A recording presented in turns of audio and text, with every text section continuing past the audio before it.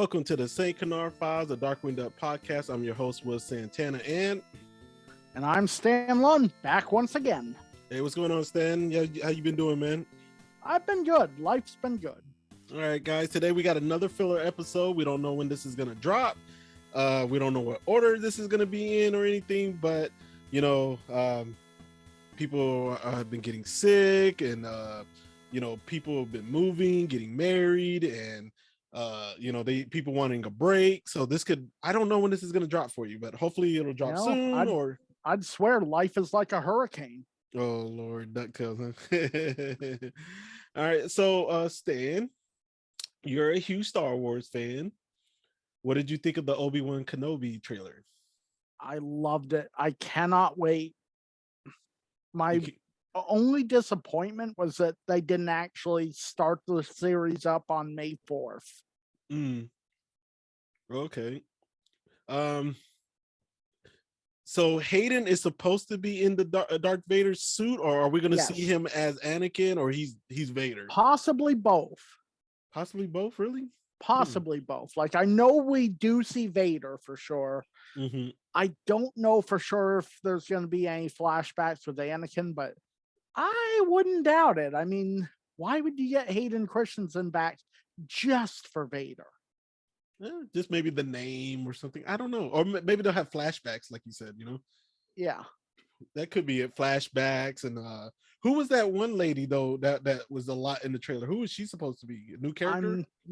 I think it's a new character. There are a few classic, returning characters, though. I mean, Uncle Owen's coming back, reprised once again by Joel Edgerton, who played him in the prequels, and some of the Inquisitors who made their appearances in the Star Wars Rebels cartoon and in the last, or not Last Jedi, what was that game called? It was a recent Star Wars game. Gosh, I'm drawing a blank on it. I'm supposed to be the Star Wars guy. Do you think there's any chance Darth Maul can make an appearance? Well, it is possible because he died, and then he came back in Clone Wars, and he was in Rebels, right? Clone Wars, Rebels. He was in Rebels, and he was in the Solo movie. So there's a shot, right? Oh yeah, there is a shot. I don't think he's coming back, but I won't say that it can't happen. I hope so. I'm sure Ray Park would be more than willing to portray him again. Yeah, man. As I told you before, Stan, I like Star Wars. I'm just not that Star Wars guy who knows the name of every planet, knows the name of every ship, knows the name of every species. I'm not that guy. Yeah. I know the hardcore characters. I know some of the common ones. I know some of the name of some of the planets, but I'm not that kind of fanboy, Also, I think I finally remembered the name of the game with the Inquisitors, Jedi Fallen Order. Took me a bit to get there. Now, Stan, Plastic Empire dropped that Back to the Future exclusive Loungefly backpack. Did you have any interest in that? The mini backpacks are just a little too hard to justify the $80 price point for me. Okay. They dropped some gems, though. They dropped some gems with it. Did you see the prizes that they were giving with it? No, I didn't. Yeah, they were giving away. It was like one of the Funko Pops was Marty McFly Plastic Empire exclusive, and Michael J. Fox had signed like 2 or 3 of them. They had some that were not signed by him, and then they had some exclusive of Doc Brown or Emmett Brown, whatever. And like it's Dr. Emmett Lathrop Brown, and these pops go for like $300 and up. So if you got lucky, you got your money's worth and more with those pops in there, if you get lucky. I'd probably be the poor schmuck that's just paying full price for the backpack. Yeah, they I think it was like 12 of them that were of 1,985 of them that people got lucky. I'm not gonna lie, I'm not a Back to the Future fan, hardcore fan. I'm not gonna, how I feel about it. I like 1 and 2, but I know we're not gonna go there with 3. We'll leave that alone for now. Yeah, you have the irrational hatred of 3. Yeah, well, but the backpack looks so cool though. It glowed in the dark and all that, but I just hate the sizes of them, man. Yep, that's what I said. If they were $40, I'd be all over it. For $40, I'd have bought the Back to the Future. I'd have Mhm. bought the Darkwing Duck one. You know, I'm not gonna say I'll never get the Darkwing backpack though. I mean, we both know I'm willing to spend crazy prices on things sometimes. Well, then you should have got it when it was retail. Now you're gonna pay third party prices. Well, keep in mind I'm only willing to pay crazy prices when I have crazy money, which doesn't happen often. All right. Well, Stan, what are we reviewing today, man? Well, we have no more pre-talk then. Now let's go ahead and get into this, man. This don't need to be a long episode. This is a filler. I did want to show off my little buddy I got though. Okay, well, who's your buddy? What's your little buddy? I finally got the giant Playmates Darkwing with the hat and the cape. Oh man, that's pretty and cool. it only cost me $96. Only. Well, that's not bad for one with the hat and the cape. You know that. Well, Stan, I can't say it publicly, but you know I completed my holy grail of Darkwing collecting. Oh yeah. I want to show it so bad, but you won't know. let me. You won't let me. Until I get them myself, but once I get them, then maybe we'll reveal their existence to the grander world of Darkwing fandom. But to you, it's not a holy grail, though, right? Not a holy grail to me, but I still want them. Okay. To me, it was my grail. To me, the Quacker Jack annual cover was my main holy grail. That was my baby. I helped you find. You helped me find. And then my other thing that was a holy grail, I finally got. You helped me with one of them. You helped me with one. It's a set, so people don't know what we're talking about, but it's a set. And you helped me get the first set, or the first part of the set, and then I finally got the second part. Man, I was so excited. I was like, I got it. So I want to show it so bad, but I made a deal with Stan. I can't show it until he gets it. Because then it's gonna make it harder for you if I show it off. Exactly. Everybody's gonna go for it. All right, so Stan, what are we reviewing today, man? We are reviewing the very first Darkwing Duck comic published in Disney Adventures, and which was also subsequently published in Colossal Comics #7 and published again in Boom Studios Darkwing Duck Classics Volume 1. We are, of course, what? I said the GOAT. Yep. Do you know what that means? One of the GOATs. No, yeah, greatest of all time. I know, but he ain't one of them. He's the only GOAT. He's the only GOAT. I think Richard Petty qualifies as a GOAT with. Oh, I'm talking about for wins. basketball. I'm talking about for basketball. For basketball, yeah. I'm saying for other sports, there are other people that are considered. But we talking about basketball. He's the only GOAT. All right. Yeah, we're reviewing Let's Get Fiscal.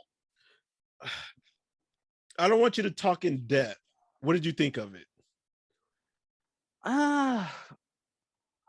Honestly, I can't really say for sure because I haven't read it in a long time. Okay. I don't remember being that impressed by it. I'm certainly not impressed by the artwork. Okay. I think it's okay, but then the ending is but I'm not gonna get into that right now. I think it's okay. It's okay. Not great. It's doable. That's all I'm gonna say for now. Well, you showed off the first appearance of the comic, but I've got here the second appearance. Little Darkwing Duck mermaid crossover. Wait. Leave it up. I want to see if we can get it to connect. I don't think so. Also, you're on the opposite. You're on the opposite screen. Not on my end. Kind of. Hold on. That's about as good as I can do. Yeah, on my end, you're not on the opposite end. Okay, because on my end, you're on that side. But and then, as I said, it was reprinted in this handy volume. Okay. All right. So I don't have that volume either, man. I got the Justice League one. Oh, I just rediscovered a cool surprise I had stuck in the pages. Hey, stickers. You want to give it to me? Nope. All right. Well, you know Well, what? actually, let me rephrase that. I'd trade it to you for a Darkwing Duck snow globe. Me no speak English. That's your holy grail, ain't it? The snow globe. That's definitely one of them. That's like your top three, huh? That's probably in the top spot, to be completely honest. That's your top spot for holy grail. I think that's my top spot. I think my second top item would be that juice bottle. Oh, okay. Or jelly bottle, something like that. You know what my next top spot is something I'll never, ever, ever, ever get. Is that Quacker Jack that Taz Stones and Michael Bell have that figure? Never say never. You might work out a deal with one of them. So, I mean, especially you being Mr. Secret Hollywood agent man now. Oh Lord, here you go. If you end up being Michael Bell's agent through things someday. All right, so we'll see. So our writer is Jim Bricker, and I couldn't find like what story actually, like is it a Tailspin story or is it Darkwing or whatever, but I can name off the stories he's written off in the Disney Adventures. We have meaner than a junkyard cat, let's get Fiscal, Dogs of War, is feeling flush, show and tell.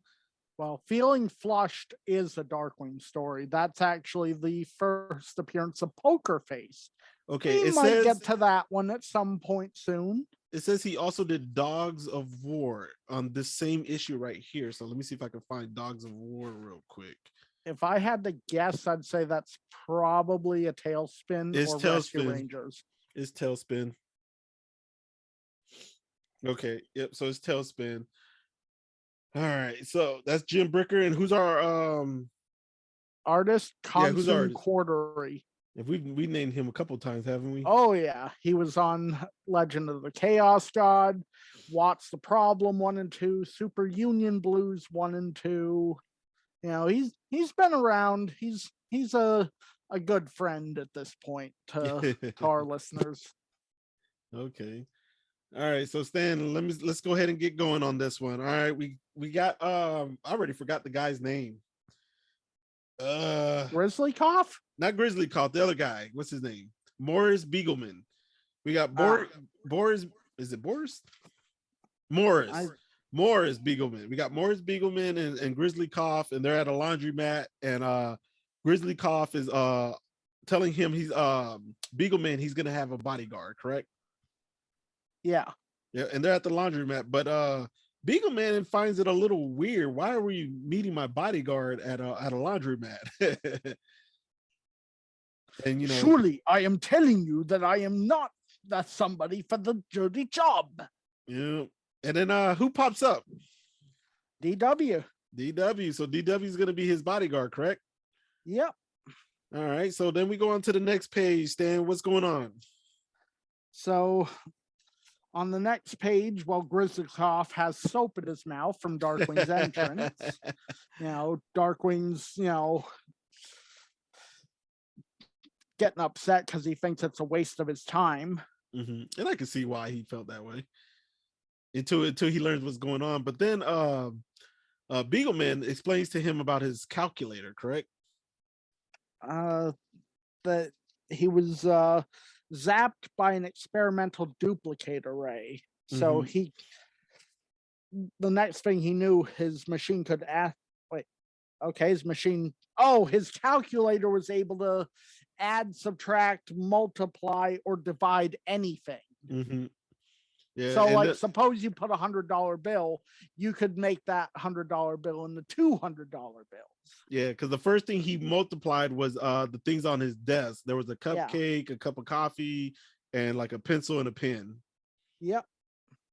All right. So now that him and Beagleman and DW, they take off, and DW is kind of like, why am I protecting you? Why I gotta babysit you?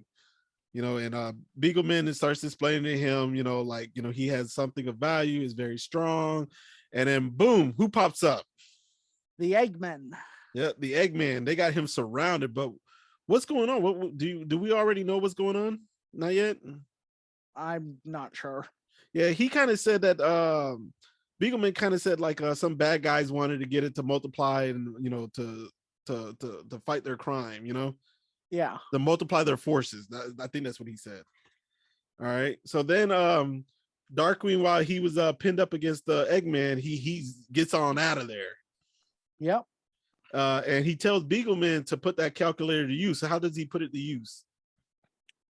I believe he divides the bikes that the Eggmen are following him on. Yeah, he divides it. Their bikes fall apart and everything because they're missing pieces now, and they're out of there. But then something strange really happened. I kind of didn't get this part at first. I had to like relook at it. They were eaten by a giant metallic egg. Yeah, just that popped up out of nowhere. And then where did they end up, Stan? They end up in Steelbeak's lair. Yeah, so Steelbeak got them in the lair, and Darkwing, he's ready to fight. He's ready to go and protect Beagleman and go on and fight with the Eggman and Steelbeak.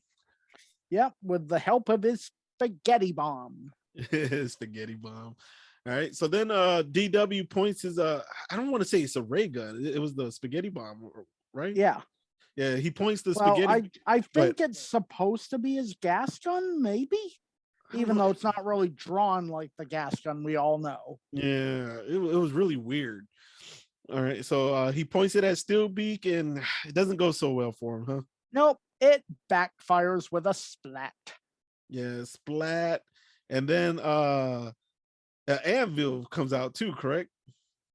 Yep. Yeah, the anvil comes out and it lands on DW, and then Steelbeak gets an idea and he multiplies the anvils. Yep. And Darkwing goes falling through the ground, and then Steelbeak starts having fun, and then he makes 2 DWs. Yeah. But one of them had red eyes at first, I think. I think that's the original Darkwing. Okay. The one that's crawling out of the hole. Yeah, okay. So now we got 2 Darkwings, but then Steelbeak decides to subtract 1. But the funny thing about the 2 Darkwings, though, Stan, they never really tell you which one's the real one. They were both arguing, saying they were the real one. True. Yeah, and then Steelbeak does a subtraction, and one of them just disappears. And then he also subtracts Darkwing's waist. Yeah, he subtracts his waist. Now this part I got a little confused, Stan. Out of nowhere, Steelbeak is like, what's happening? Oh no. And he drops the calculator, and then he just shrinks. I got really confused on this part. And then Beagleman says, I got him with the most fearsome weapon. An accountant has an audit. I don't get how that shrunk him.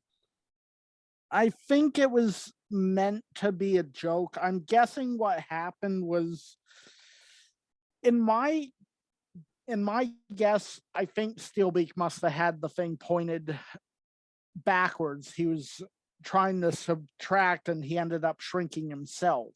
Okay. That's my take on it, because we're led to believe that the calculator has the power. So it doesn't really make any sense that the accountant would have been able to do anything. Yeah, I didn't get that part. I mean, I know an audit has to do with like taxes and stuff, but I'm not a tax expert, so I really didn't get it. But then Darkwing says makes sense to me, and then he says, never mind that, you got a couple of band-aids on you because his stomach is still missing. Yeah.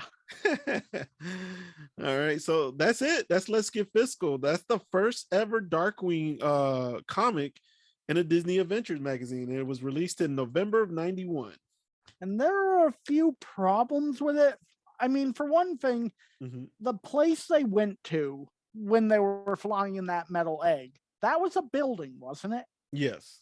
But at the end, they're supposedly in a flying machine. Yeah, that's so that doesn't make a lot of sense. Yeah, and with his stomach was missing and the audit thing, I was a little confused. Like I said, I thought the story was okay at first. It was going okay, for a comic. My comic, I never had the expectations of the Boom series or Joe books or the episodes. I don't have that kind of expectations for them.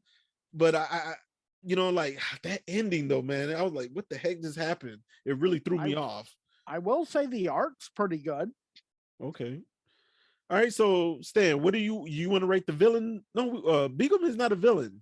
No, Beagleman's not a villain. Uh, we've rated Steelbeak before. Have Yeah, we ever rated the Eggmen? we have never rated the Eggman. Well, we might as well. That's Let's the go only for villain we're gonna have. it. So All right. I would give the Eggman a solid 3.5 gas gun canisters. That's You for know, overall, right? overall, yeah. If I were Overall. just Okay. rating them in this story, it'd be like a 2. Okay. Um, the You know, Eggman. because I think that, there's a lot of situations where they're really useful in. Mhm. Some of them have pretty distinct personalities, even. Okay. And Uh, they make good cannon fodder. They're like the stormtrooper equivalent for the Darkwing world. that's a great example. The stormtroopers, or like what they call the Foot Clan, the Foot Yep, Soldiers, the from Ninja Ninja Turtle. Turtles. Yeah, I'm gonna give them a 2. I'm not gonna go as In high as this you. story or No, overall? overall, because Huh. there's some stories where they're kind of useless, and then there's some stories where they bring some comedy to it. And they're useful. They're good. They're good tools for just to get some Darkwing battles before he get the Steelbeak and stuff. I'm gonna give Out them of a 2. out of curiosity, if you were just rating them on this issue, what would it be? A 1. Yeah, I'll give them a 2. Um, what did you think of Beagleman's calculator idea? For a comic, it's It had some okay. merit. I think I would have liked to have seen a more fleshed out episode with Hmm. it. You Hmm. know, I'm not saying that Fowl wouldn't necessarily be the ones involved in it still, but I'd also love to see the mayhem someone like Negaduck could use that for. Yeah, and the first episode of Darkwing aired, I think September of '91, correct? I think so. August or September, somewhere around there. And this came out November of '91, so I'm assuming it was written a couple of months before it got released. Most likely. So that's what my assumption is. So I don't want to put this one with the episodes. Um, I would give it a 2. Stan, it's okay. It's doable. If you think of the time when it was written before the episodes dropped, I'm gonna get it that a pass. Yeah. Bingham is never mentioned in the episode. Steelbeak is still Steelbeak. He's still with the Eggman. So I thought that flowed pretty good. That ending though, where he just shrinks and because of an audit. I don't know. I was lost on that part. So I'm just gonna go 2 and play it safe and not give it a middle score. How about you? I would go a 2.5 myself. 2.5. Okay, so you're giving I a 0.5 I more. see it. I see a little more promise with the story. I do think there's some weird things in there that kind of detract from it, but the premise itself is solid enough. And I agree with you on given, that. if they had, didn't have the weird oddities in it, or maybe fleshed it out a bit more, I think it would have stood stronger. Hmm. And There was the art was good. Yeah, and we had an interest. There was an interest in Darkwing. We skipped over it, but it was a different interest. It didn't say "I am the terror that flaps in the night." I didn't even notice. I'll have to go back and check. Let me see if I can pull it up real quick. There was an entrance, I believe. Where was it? It is Oh, I found it. okay. I am the milkman who spills beer at your doorstep. I am the waiter who brings you second helpings of terror.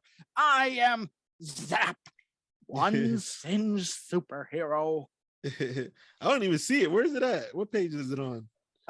For me, it's page 106 because I'm in. It's the same Oh, page okay. where I all see the it. Eggmen show up. Okay, I see it. Yeah, yeah. For me, it's page 87.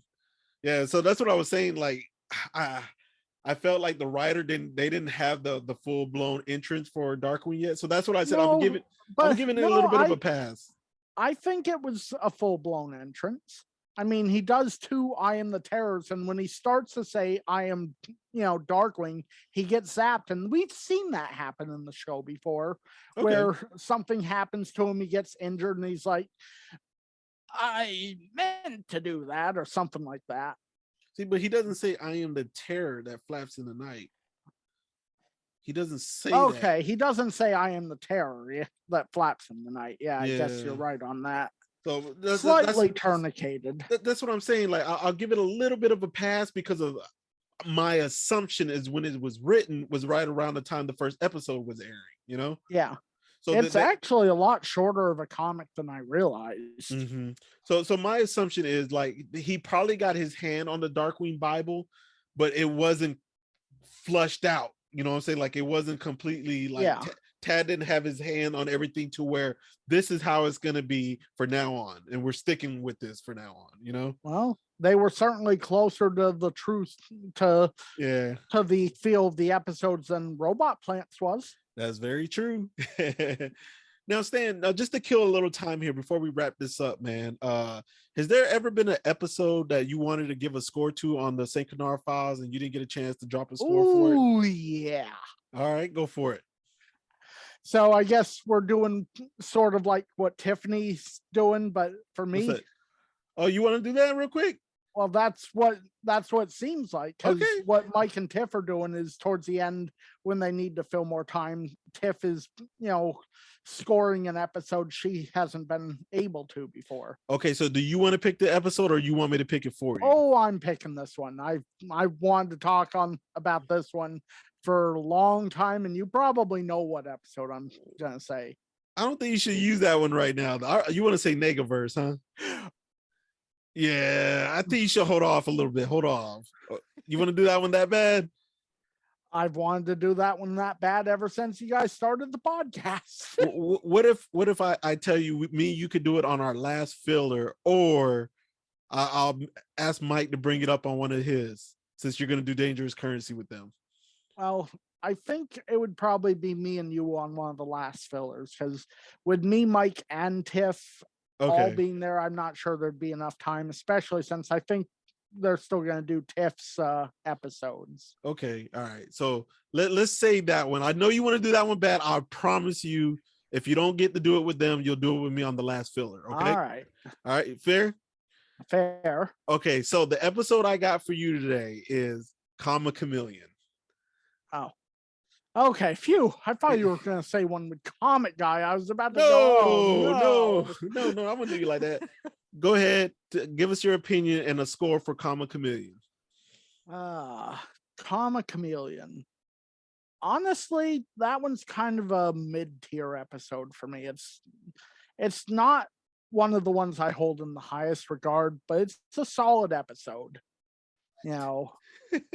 I think Chameleon's a pretty unique, interesting villain. Okay. So what did you think of her as, like a one-shot villain? Well, technically she's for the episode. No, she's only been once. For a moment, I guess I was confusing her with Splatter Phoenix. She comes back in the comics, though, I think. I believe she does. Mm-hmm. So what did you think of her as a one-shot episode? Like I said, she was interesting. I would have liked to have seen her reappear. Okay, and what score would you give the episode Comma Chameleon? I would give it about a 3. 3? Okay, then. Okay, yeah. I'm a big fan of that episode. I really like. Oh that. Yeah, it's definitely like top 10 for me, man. I've always enjoyed that one. I hate to say it, but it is not in my top 10. It's a good episode, don't get me wrong, but there's a lot of episodes I put in the higher tier. Okay. All right. And you will be happy to know that your buddy Quackerjack's in a few of them. Okay, good shot. And by the way, guys, everybody, if you're paying attention or if you're watching us on YouTube, only YouTube, you'll be able to see us.